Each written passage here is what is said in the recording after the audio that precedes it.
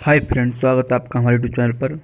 Friends, अब तक मैंने जितनी मिक्स प्रैक्टिस के जितने भी मोस्ट इम्पोर्टेंट क्वेश्चन थे वो मैंने खान में करा दिए हैं। ठीक है, और ये बार नया एक प्रैक्टिस साइड है, इसमें मैंने 1 से 30 तक के क्वेश्चन करा दिए। ठीक है, जैसे अगली वाली जितनी वीडियो थी उसमें करा दी मैंने, और ये वाले 131 से स्टार्ट करूँगा। ठीक है, तो आपने वेस्ट कर चलो स्टार्ट करता हूँ।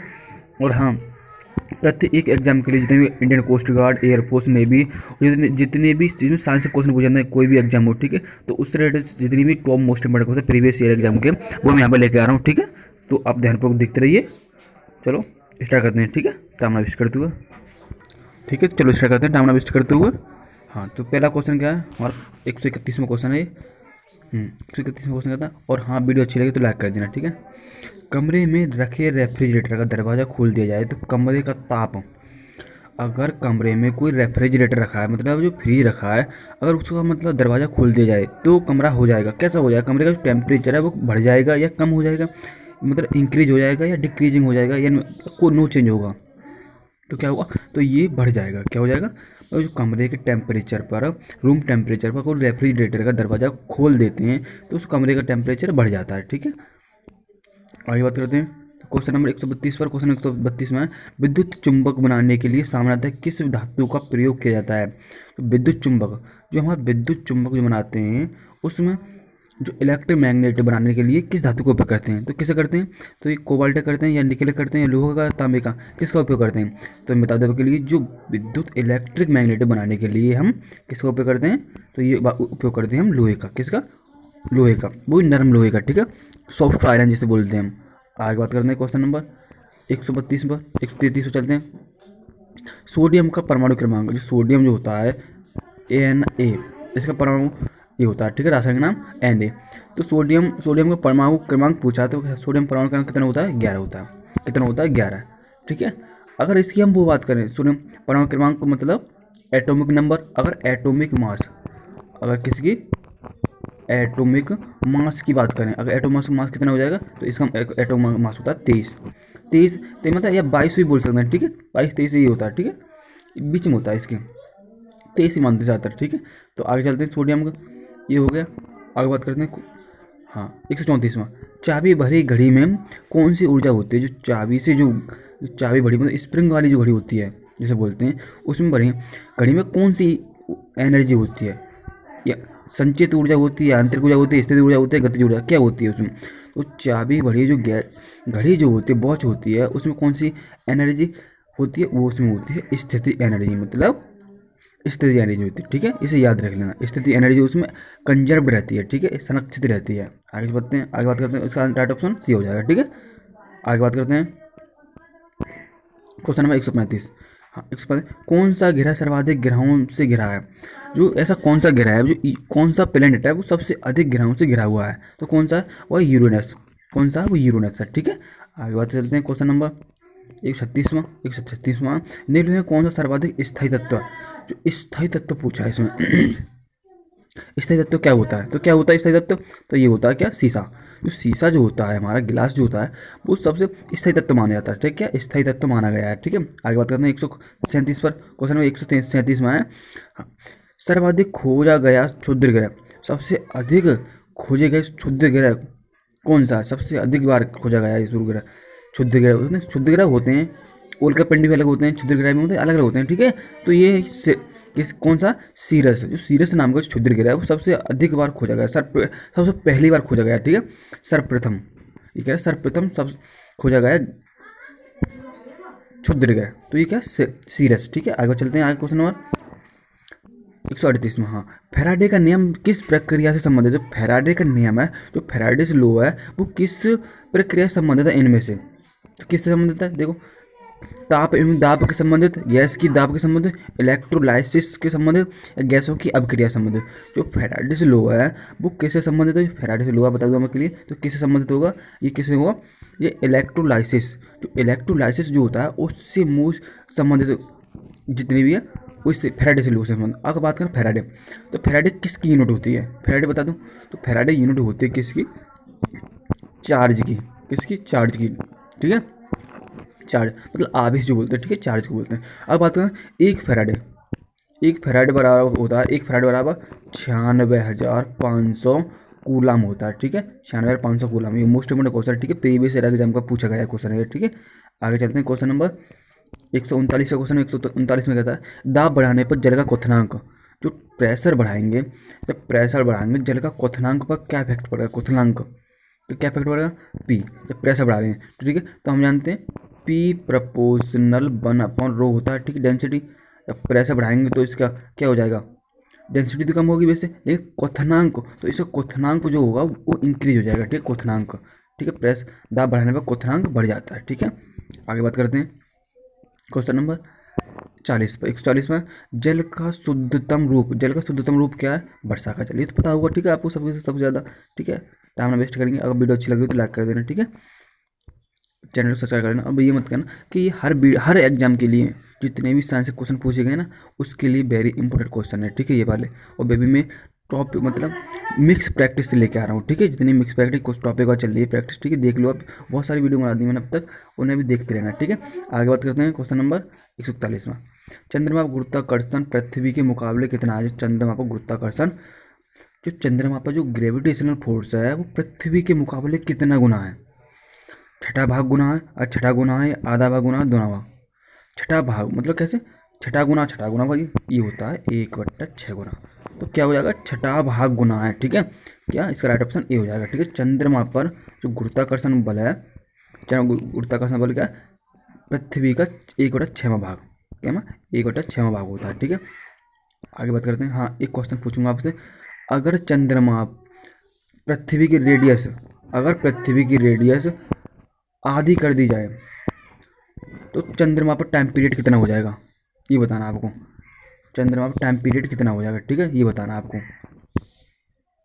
आगे चलते हैं, क्वेश्चन नंबर, इसका राइट ऑप्शन क्या हो जाएगा, ए ऑप्शन, ठीक है। क्वेश्चन नंबर 142 में विद्युत आवेश का मात्रक क्या होता है। विद्युत आवेश का मात्रक क्या होता है, एम्पीयर होता है या कूलम, विभवांतर होता है या कूलम होता है, वोल्ट होता है, तो क्या होता है, एम्पीयर। अब मैं बात करूँ एक ऑप्शन एम्पीयर की बात करूँ, एम्पीयर क्या होता है, धारा का मात्रक, ठीक है, धारा का मात्रक होता है। विभवांतर की बात करूँ तो वोल्ट होता है, ठीक है, क्या होता है, वोल्ट होता है इसका मात्रक, ठीक है। अगर बात करूँ कूलम की बात करूँ तो ये होता है विद्युत आवेश का, किसका, चार्ज की यूनिट होती है, आवेश की, ठीक है, ये होती है आवेश की यूनिट। अब बात करूँ वोल्ट, तो वोल्ट, अब भाई विभवांतर का वोल्ट दे दिया, ठीक है, मात्रक, तो ये तो ऑप्शन बी हो जाएगा, ठीक है। तो इसका राइट ऑप्शन क्या हो जाएगा, इसका राइट ऑप्शन हो जाएगा सी ऑप्शन, ठीक है, विद्युत आवेश का मात्रक कूलम होता है। आगे चलते हैं, क्वेश्चन नंबर 143 वायुयान और रॉकेट बनाने के लिए कौन सी धातु का उपयोग किया जाता है। वायुयान और रॉकेट बनाने के लिए किस धातु का उपयोग करते हैं हम, किसका, तांबे का, निकेल का, एल्यूमिनियम, सीसा का, तो किसका उपयोग करते हैं, वायुयान बनाने के लिए हम किसका उपयोग करते हैं, तो बता दो आपके लिए ये उपयोग करते हैं हम एल्यूमिनियम का, किसका, एल्यूमिनियम। जो एल्यूमिनियम का जो मेल्टिंग पॉइंट होता है वो हाई होता है, इस वजह से, ठीक है, इस वजह से हम यूज करते हैं, ठीक है। आगे बात करते हैं, क्वेश्चन नंबर 144 में लाफिंग गैस का रासायनिक नाम क्या है, क्या है, नाइट्रस ऑक्साइड, ठीक है, क्या नाम है, लाफिंग गैस को बोलते हैं नाइट्रस ऑक्साइड बोलते हैं, ठीक है। चलो आगे चलते हैं, क्वेश्चन नंबर 145 में किस ग्रह का सूर्य के प्रति परिक्रमा काल सबसे कम होता है। कौन सी ग्रह है उसका सूर्य सबसे नज़दीक है, मतलब सबसे कम समय में परिक्रमा काल कर लेते हैं, मैं पूरा सूर्य का चक्कर लगा देती है, कौन सी है, वो बुध ग्रह, कौन सी है, बुध ग्रह होती है, ठीक है वो। आगे बात करते हैं, क्वेश्चन नंबर 146 में, तो 146 में क्वेश्चन है सबसे छोटा ग्रह क्या होता है, बुद्धि है, ठीक है, बुध ग्रह सबसे छोटा ग्रह। आगे चलते हैं, तितली की आंखों रात में क्यों चमकती हैं, जो तितली की आंखें हैं वो रात में क्यों चमकती हैं, क्यों, क्योंकि बता दूं आपके लिए, तितली की आंखें होती हैं वो लेपिटम लूसिडम के कारण, तैरती हैं, ठीक है, वो चमकती हैं, ठीक है, रात में चमक जाती हैं, टेपिटम लूसिडम के कारण चमकती हैं, ठीक है। आगे चलते हैं, क्वेश्चन नंबर 148 ऊष्मागतिकी का द्वितीय नियम किसने दिया। जो ऊष्मागतिकी का जो द्वितीय नियम है ये किसने दिया, जो थर्मोडायनामिक्स जो सेकंड लॉ है वो किसने दिया था, रुडोल्फ क्लासियस ने, डेविड बोर्न ने, यंग ने, या अमेदियो अवोगाद्रो ने, किसने दिया था, तो बता दो के लिए ये दिया था, किसने दिया था, ये दिया था रुडोल्फ क्लासियस ने दिया था, ठीक है, किसने, क्लासियस ने दिया था, ठीक है, ऊष्मागतिकी का द्वितीय नियम, ठीक है, ये याद रख लेना। अब मैं बात करूँ ऊष्मागतिकी के फर्स्ट लॉ की, और थर्मोडायनामिक फर्स्ट लॉ की बात करूँ तो ये किस पे संरक्षित रहता है, किसके संरक्षित रहता है, ये होता है ऊर्जा, जिसमें ऊर्जा के संरक्षित, ठीक है, ऊर्जा कंजर्व रहती है, ठीक है, ऊष्मागतिकी का प्रथम लॉ कहता है। अब बात करूँ ऊष्मागतिकी का शून्यमा नियम, ऊष्मागतिकी का शून्यवां नियम कौन सा है? तो ऊष्मागतिकी के शून्य में क्या डिनोट करता है? ये डिनोट करता है टेम्परेचर को। केवल ऊष्मागतिकी जो शून्यवां नियम है ये केवल टेम्परेचर को डिनोट करता है, ठीक है, बट टेम्परेचर के बारे में बताता है ये, ठीक है। आगे बात करते हैं क्वेश्चन नंबर 149। क्वेश्चन 149 में प्रोलोग भाषा, जो प्रोलोग भाषा है विकसित हुई कब हुई थी? 1972 में हुई थी। प्रोलोग भाषा थी वो 1972 में विकसित हुई, ठीक है। आगे चलते हैं क्वेश्चन नंबर 150। क्वेश्चन 150 में निम्नलिखित भौतिक राशियों में से किन की विमाएं समान नहीं है? जो इनमें से कौन सी राशि इनकी विमाएं डायमेंशन है सेम नहीं है? कार्य और ऊर्जा की, या आवेग संवेग की, बल और दाब की, भार और बल की, किसकी जो डायमेंशन है वो सेम नहीं? अब बात करूँ कार्य की, कार्य की बात करूँ तो कार्य की डायमेंशन होती है ml/t-2। तो ये तो भाई एनर्जी की होती है, ठीक है। अब बात करूँ आवेग, आवेग इम्पल्स I=F/A, ये होता है तो न्यूटन प्रति, क्या होता है? न्यूटन प्रति मीटर स्क्वायर। तो क्या हो जाएगी इसकी यूनिट? ml/T2 T-2, ठीक है, ये हो जाएगी, ठीक, किसकी? आवेग और संवेग की, ठीक है, इम्पल्स और पोटेंशियल की, ठीक है। अब आगे बात करते हैं बल और दाब की, बल फोर्स और प्रेशर की। अब बात करें बल की, तो बल की क्या होती है? ml/T-2, ठीक है, ये होती है फोर्स की यूनिट। लेकिन दाब की यूनिट होती है, दाब की इसमें प्रेशर P= क्या होता है? क्या होता है? F/A होता है, ठीक है। P=F/A होता है तो क्या हो जाएगी? तो इसको सेम इसके किसकी आ जाएगी? दाब। तो क्या हो जाएगा इसका राइट ऑप्शन? तो क्या हो जाएगा? सी हो जाएगा, ठीक है। दाब की यूनिट तो अलग होती है, ठीक है, प्रेशर की। अगर बात करें भार और बल की, भाई भार और बल की सेम यूनिट होती है, ठीक है। भार मतलब कार्य का जाएगा, ठीक है, जो वही होता है, ठीक है। आगे बात करते हैं क्वेश्चन नंबर, तो इसका राइट ऑप्शन क्या हो जाएगा? सी ऑप्शन, ठीक है। सारी यूनिट बता दी मैंने, ठीक है। आगे चलते हैं क्वेश्चन नंबर 151 पर। गति के नियम का प्रतिपादन कौन था? जो गति के नियमों का प्रतिपादन किसने किया? गैलीलियो ने, या जेबी-नेस ने, या न्यूटन ने, या टोटल ने? किसने किया था? बता दो। गति के नियमों का जो वर्णन किया था वो किसने किया था? ये किया था न्यूटन ने, न्यूटन भैया ने किया था, ठीक है। हाँ तो चलो, तो क्वेश्चन नंबर 92, क्वेश्चन नंबर आगे चलते हैं। तो क्वेश्चन नंबर 192, क्वेश्चन 192 से बात करते हैं। निम्नलिखित द्रवों में से कौन सा ऊष्मा का सबसे अच्छा चालक होता है? जो सबसे अच्छा चालक कौन सा, मतलब हीट का सबसे अच्छा चालक कौन सा, कंडक्टर कौन सा होता है? पारा होता है, बेंजीन होता है, ईथर होता है, या पानी होता है? तो मैं बता दूँ आपके लिए क्या होता है। जो ऊष्मा का सबसे बहुत अच्छा चालक जो होता है वो क्या होता है? तो वो होता है पारा। जो पारा जो होता है हमारा ऊष्मा का सबसे अच्छा चालक होता है, ठीक है। आगे बात करते हैं क्वेश्चन नंबर 153। क्वेश्चन, वेव अस्तित्व में आया, जो वेव था वो अस्तित्व में आया कैसे, कहाँ से आया था? वो अमेरिका में, अमेरिका वेव सूत्र, ठीक है, अस्तित्व में आया था वो कहाँ? अमेरिका में, ठीक है। आगे बात करते हैं, जो अमेरिका मतलब पता है ना, वेव लो बनाया, ठीक है, वो कौन सी? अगर चलता क्वेश्चन 154, कौन कोशिका के भीतर श्वसन का केंद्र कौन सा होता है? जो कोशिका के भीतर श्वसन का केंद्र कौन सा होता है वो होता है माइटोकॉन्ड्रिया। क्या होता है? वो माइटोकॉन्ड्रिया होता है, ठीक है, इसे याद रख लेना, ठीक है। आगे चलते हैं क्वेश्चन नंबर 155।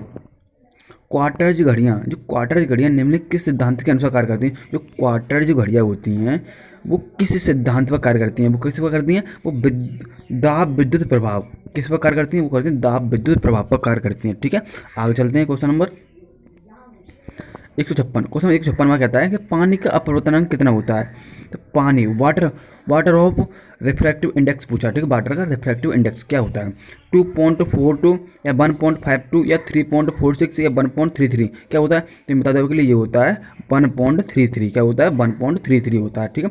कितना कैसा होता है? 4/3। इसे यहाँ पर मल्टीप्लाई कर दिया तो 1.33 आ जाएगा, ठीक है।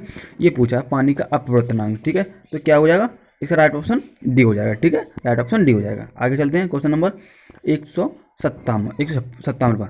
बेंचुरी में से क्या ज्ञात करते हैं? जो बेंचुरी मीटर है, जो होता है उसे क्या ज्ञात करते हैं? क्या? जल के प्रभाव की दर, ठीक है, जल के प्रभाव की दर, ठीक है, रेट ऑफ फ्लो वाटर, जो जल का जो प्रभाव की रेट है वो याद करते हैं, ठीक है, बेंचोरीमीटर। आगे चलते हैं, क्वेश्चन नंबर 158। दो वेक्टर जिनका मान अलग है, जो वेक्टर है इनका मान अलग अलग होता है, इनका जो दो वेक्टर राशियां हैं इनका मान अलग, उनका परिणामी शून्य नहीं हो सकता। क्या? उनका जो रिजल्टेंट है वो शून्य, उनका परिणामी शून्य नहीं हो सकता, ठीक है। आगे चलते हैं, क्वेश्चन नंबर 159। हवा में ध्वनि का वेग होता है, जो हवा में ध्वनि का वेग होता है, कितना होता है हवा में ध्वनि का वेग, ठीक है। Air sound of velocity in air, जो sound of velocity in air में कितनी होती है? 1269 मीटर पर सेकंड, या 5130 मीटर पर सेकंड, या 1490 मीटर पर सेकंड, या 332 मीटर पर सेकंड। कितनी होती है? ये होती है 332 मीटर पर सेकंड होते हैं, ठीक है। इसे राइट ऑप्शन क्या हो जाएगा? डी ऑप्शन, ठीक है। आगे चलते हैं, क्वेश्चन नंबर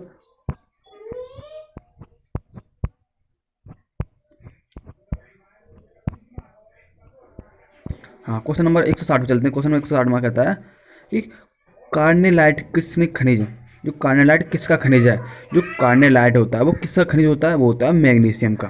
किसका? तो मैग्नीशियम जो होता है उसको कार्नेलाइट खनिज है, ठीक, खनिज पदार्थ बोलते हैं, ठीक है, मैग्नीशियम को, ठीक है। आगे चलते हैं, क्वेश्चन नंबर 161 पर। क्वेश्चन नंबर 161 में कहता है कि यदि द्रव्यमान परिवर्तित हुए बिना पृथ्वी अपनी वर्तमान त्रिज्या की सिकुड़कर आधी रह जाए तो दिन हो जाएगा। मतलब जो पृथ्वी मास ना परिवर्तन, मास सेम पूछा, क्या होता है? मास तो इसका मतलब द्रव्यमान तो सेम है, ठीक है, इसका मास तो सेम है, ठीक है, लेकिन ये कह रहा है कि वर्तमान त्रिज्या सिकुड़कर उसकी आधी हो जाए, जो रेडियस है जो वर्तमान की r/2 हो जाए, ठीक है, आधी हो जाए तो दिन हो जाएगा। कितना हो जाएगा दिन? तो कितना हो जाएगा? ये हो जाएगा 12 घंटे, ठीक है। कितना हो जाएगा? 12 घंटे हो जाएगा, ठीक है। आगे चलते हैं, क्वेश्चन नंबर 162। चमकने वाला और माचिसों में प्रयुक्त होने वाला पदार्थ, चमकने वाला और माचिसों में प्रयुक्त होने वाला पदार्थ क्या है? वो है फास्फोरस। क्या है? फास्फोरस होता है, ठीक है। आगे बात करते हैं, क्वेश्चन नंबर 163। प्रतिरोध का मात्रक, जो प्रतिरोध का मात्रक पूछा है क्या होता है? प्रतिरोध का हेनरी होता है, कूलम होता है, एम्पियर होता है, ओम होता है। तो मतलब आपके लिए जो ओम प्रतिरोध का मात्रा होता है वो क्या होता है? ओम होता है, ठीक है। क्या होता है? ओम होता है। प्रतिरोध का मात्रा, रेजिस्टेंस का मात्रा क्या होता है? इनटू क्या होती है? ओम होती है, ठीक है।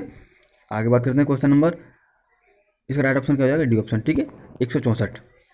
निम्नलिखित में किस रंग की सर्वाधिक तरंग दैर्घ्य होती है? सबसे अधिक तरंग दैर्घ्य किस रंग की होती है? वेवलेंथ किसकी होती है? हरे रंग की, पीले रंग की, बैंगनी रंग की, लाल रंग की, किसकी होती है? तो बता दो आपके लिए किसकी होती है? ये होती है लाल रंग की। किसकी? लाल रंग की सबसे अधिक वेवलेंथ होती है। अगर कम, अब बात करूँ वेवलेंथ सबसे कम किसकी होती है? तो ये होती है बैंगनी रंग की, ठीक है। अगर बात करूँ अपवर्तनांक मतलब रिफ्रैक्टिव इंडेक्स, अब बात करूँ अपवर्तनांक की, ठीक है। अपवर्तनांक की बात करें तो एन से नोट करते हैं, तो एन प्रोपोर्शनल 1/λ होता है। तो जिसकी जो वेवलेंथ सब कम होगी उसका अपवर्तनांक अधिक होगा, रिफ्रैक्टिव इंडेक्स अधिक होगा। तो बैगनी रंग का अपवर्तनांक अधिक हो जाता है और लाल रंग का अपवर्तनांक कम हो जाता है, ठीक है। अपवर्तनांक की बात करें, लेकिन यहाँ पूछा है वेवलेंथ, तो वेवलेंथ सबसे अधिक किसकी होगी? रेड रंग की, ठीक है। आगे चलते हैं, क्वेश्चन नंबर 165। द्रवों में चुंबकत्व का कारण, जो द्रव होते हैं द्रवों में चुंबकत्व कारण क्या है? शांत प्रोटॉन, शांत इलेक्ट्रॉन की वर्चुअल गति, सभी शांत न्यूट्रॉन। तो क्या होता है? तो बता दो आपके लिए ये होता है इलेक्ट्रॉन की वर्चुअल गति, ठीक है। इलेक्ट्रॉन की वर्चुअल गति जो होती है द्रव्यों के चुंबकत्व कारण है, ठीक है। ये तो मैं आज के लिए आगे क्वेश्चन बहुत और भी है, तो मैं आज के लिए इतने रखूँगा। बताना वीडियो कैसी लगी, अच्छी लगी तो लाइक करना। और हाँ, ये प्रत्येक एग्जाम जितने भी Indian coast guard, air force, navy वगैरह और जितने भी एसएससी और जो असिस्टेंट ऑपरेटर वगैरह जितने भी मोस्ट इंपॉर्टेंट क्वेश्चन हैं सभी के लिए साइंस के मोस्ट इंपॉर्टेंट क्वेश्चन है, ठीक है, ये वाले। और जी आईसीजी के लिए तो वेरी इंपॉर्टेंट क्वेश्चन है वाले, ठीक है। अब बताना कि वीडियो कैसी लगी, अच्छी लगी हो तो लाइक कर जरूर करना, ठीक है, लाइक कर देना और चैनल को सब्सक्राइब कर देना ताकि नोटिफिकेशन मिल जाए आपको, ठीक है। तो मैं आज के लिए इतना ही रखूँगा। Thank you.